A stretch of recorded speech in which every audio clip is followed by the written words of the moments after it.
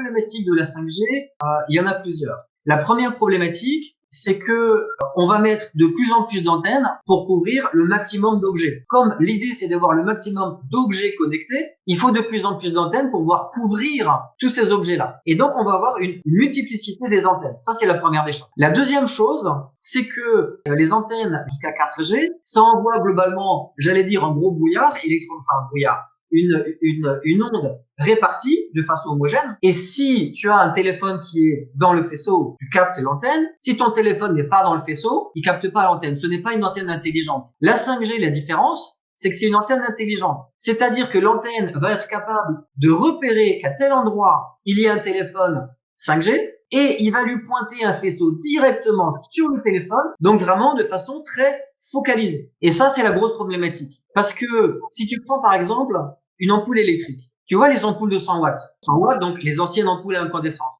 100 watts, ça éclaire bien, il n'y a rien de vraiment dangereux. Par contre, tu prends un laser avec cette même puissance de 100 watts. C'est-à-dire qu'au lieu d'avoir une lumière diffuse, tu as une lumière qui est focalisée. Tu fais un trou dans 10 cm de bois. Globalement, imagine que tu prends ton pouce et tu appuies sur quelque chose. Tu as une pression qui est répartie.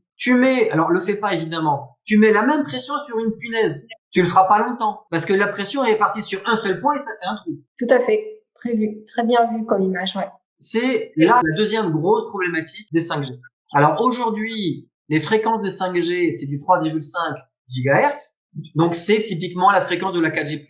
Demain, il est prévu qu'on passe à 26 GHz. Là, on verra ce que ça donne. Les systèmes biologiques, pour le moment, ils n'ont jamais été soumis à ce type de fréquence. Ça peut être joué un petit peu à l'apprentissage d'exposer la population à ces fréquences-là.